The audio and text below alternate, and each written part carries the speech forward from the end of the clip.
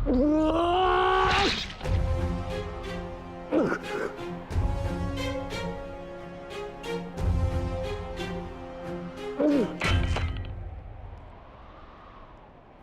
क्या ये आपका न्याय है?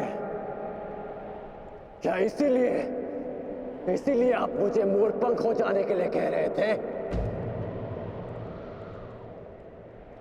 उत्तर दीजिए, उत्तर दीजिए, उत्तर दीजिए, उत्तर दीजिए, उत्तर दीजिए।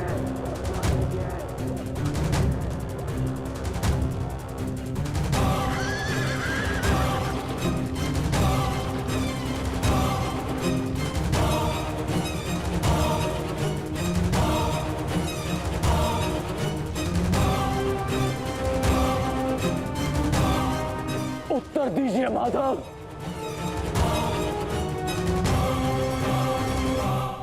उत्तर बहुत लंबा है कर्ण, और समय बहुत कम।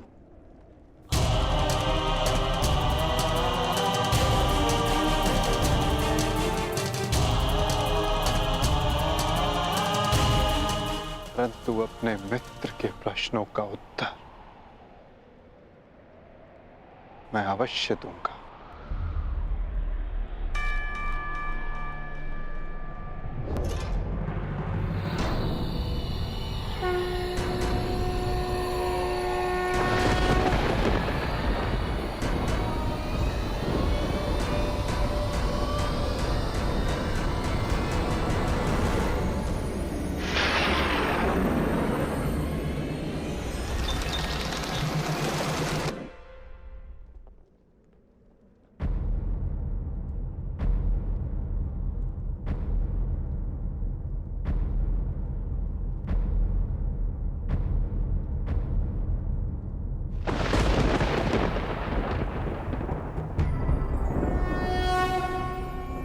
यदा यदा हि धर्मस्य ग्लानिर्भवति भारत अभ्युत्थानम् अधर्मस्य तदात्मानं सृजाम्यहम्।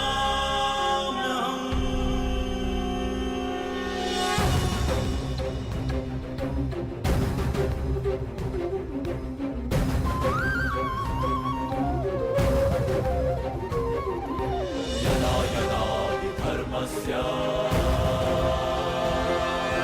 ग्लानिर्भवति भारत अभ्युत्थानम् अधर्मस्य तदात्मानं सृजाम्यहम्। कुछ प्रश्न ऐसे होते हैं मित्र, जिनके उत्तर सबके सामने नहीं दिए जाते, जो केवल आत्मा से आत्मा को मिलते हैं। अब समय थम गया है, पूछो, क्या प्रश्न है तुम्हारे मन में?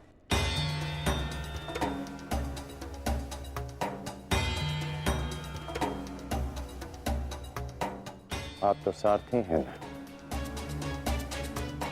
अपने रथी का मन पढ़ लेते हैं, तो पढ़ लीजिए। मैं पहले भी कह चुका हूं मित्र, मुझे तुम्हारे मुख से सुनना अच्छा लगता है। तो सुनिए, बताइए माधव, ऐसा क्यों होता है कि जो परिवर्तन की चाह रखता है उसे समाज का क्रोध क्यों सहना पड़ता है?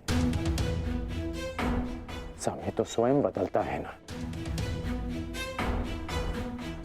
तो वो परिवर्तन का विरोध क्यों करता है? परिवर्तित होना समय की प्रकृति है मित्र, और परिवर्तन का विरोध करना अधिकतर लोगों की प्रकृति।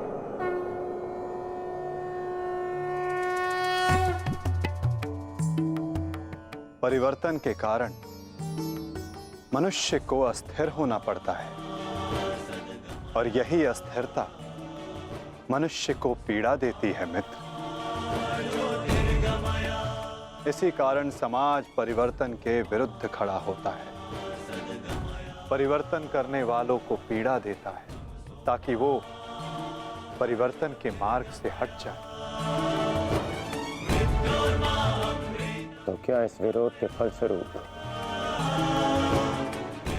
समाज को अधिकार है कि वो एक अबोध की हत्या करे? क्या दोष था मेरे भाई शून्य का? यही कि उसने वेद पाठ किया। उसके लिए उसके मुख में पिघला स्वर्ण भर दिया गया।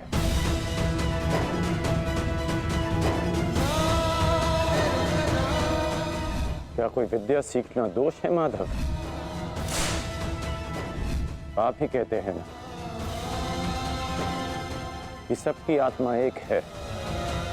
यदि ऐसा है माधव, तो शरीर को जाति के बंधनों में क्यों बांधा जाता है? क्यों गुरु द्रोण ने मुझे जाति के नाम पर शिक्षा नहीं दी? मैं केवल और केवल राजकुमारों को ही शिक्षा देता हूँ। विश्व के इतने घातक अस्त्र होने के पश्चात भी रंगभूमि में क्यों मुझे प्रदर्शन करने से रोका गया? तुम्हें द्वंद्व की अनुमति कदापि नहीं मिल सकती। अर्जुन कुरुवंशी है, अर्जुन क्षत्रिय है, अर्जुन राजकुमार है और तुम केवल एक सूत पुत्र हो। सूत पुत्र।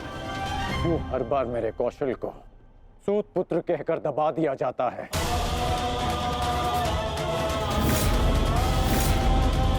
ठहरो, मैं एक सूत पुत्र से विवाह नहीं करूंगी। बताइए माधव, क्यों होता है मेरे साथ ऐसा?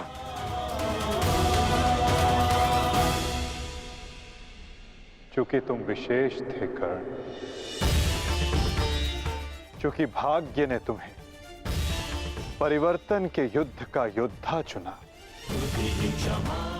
और जो विशेष होते हैं उनकी परीक्षाएं भी विशेष होती हैं। जो अग्नि बुझाने का प्रयत्न करते हैं उनके हाथ भी जलते हैं मित्र। तपाया स्वर्ण को जाता है ताकि वो कुंदन बन सके, ना कि ताम्र या लौह को।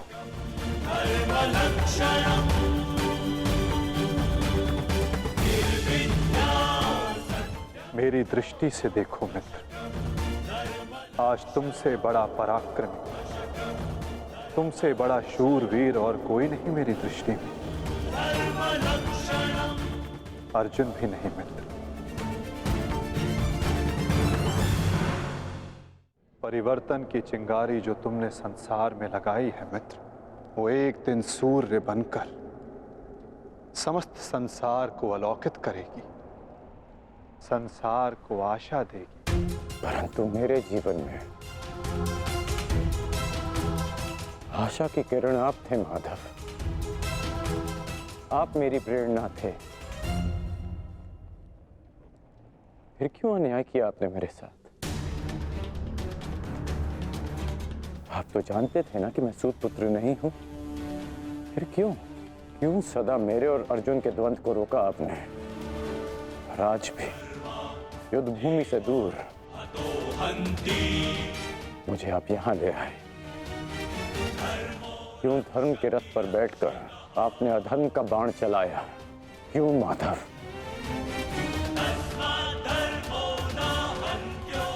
यदि आपको मेरे प्राण चाहिए थे तो सीधे कह देते माधव। मैं प्रसन्नता से अपना शीश काटकर थाली में आपको भेंट कर देता।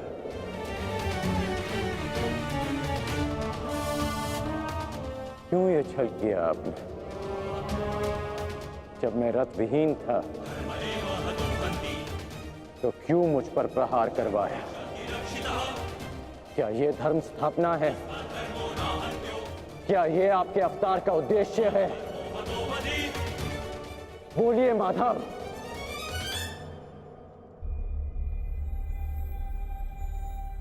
आप उत्तर क्यों नहीं दे रहे हैं? अर्जुन से पूर्व मैं आपका रथी था, आप मेरे सारथी थे। और आप ही कहते हैं ना कि सारथी रथी का मन पढ़ लेता है। तो आज क्या हुआ? आपको मेरे प्रश्न पता है, फिर उसके उत्तर क्यों नहीं दे रहे हैं आप? बोलिए।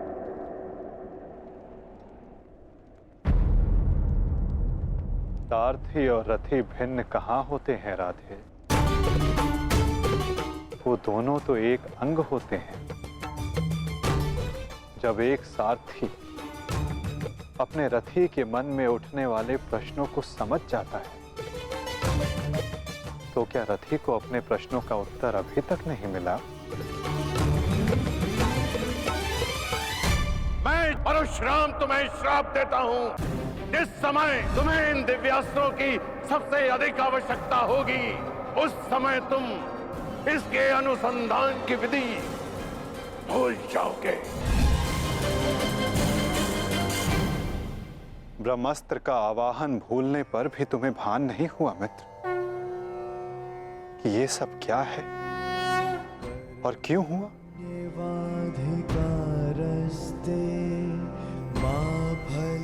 तुम्हें यहाँ खींच कर लाना मेरी विवशता थी मित्र। कर्म फल है दुर्भुः ताकि परिवर्तन के इस शरीर पर श्रापों और पापों का बोझ उतारा जा सके।